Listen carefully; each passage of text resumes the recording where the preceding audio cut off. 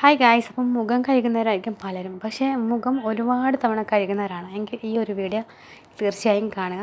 സൗന്ദര്യ സംരക്ഷണത്തിൻ്റെ കാര്യത്തിൽ മുഖം കഴുകുന്നതിന് പ്രധാന സ്ഥാനമുണ്ട് എന്ന് നമുക്കൊക്കെ അറിയാം. മുഖം എപ്പോഴും വൃത്തിയായി സ്വീകരിക്കുന്നത് ആരോഗ്യത്തിനും സൗന്ദര്യപരമായിട്ടും നല്ലതാണ്. എന്നാൽ മുഖം കഴുകുന്നതിൽ ശ്രദ്ധ നൽകിയിട്ടില്ലെങ്കിൽ ചിലപ്പോൾ ഓപ്പോസിറ്റ് ഫലമായിരിക്കും ഉണ്ടാവുക. അപ്പോൾ നമ്മൾ ജീവിക്കുന്ന ഒരു സാഹചര്യത്തിനും മുഖം കഴുകുന്നതും തമ്മിൽ ബന്ധമുണ്ട്.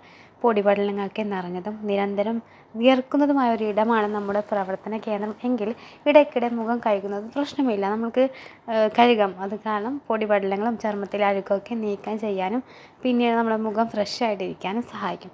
എന്നാൽ സ്വാഭാവികമായ ഒരു സാഹചര്യത്തിലാണ് നമ്മളുള്ളതെങ്കിൽ നിരന്തരം മുഖം കഴുകുന്നത് ഗുണത്തെക്കാൾ ദോഷം ചെയ്യും. കാരണം ചർമ്മത്തിലെ സ്വാഭാവികമായിട്ടുള്ള എണ്ണമയം ഇതുവഴി ഇല്ലാതാകും. അതുകൊണ്ട് തന്നെ ചർമ്മത്തിൻ്റെ ഒരു pH വാല്യൂവിൽ വലിയ വ്യത്യാസം ഉണ്ടാകും.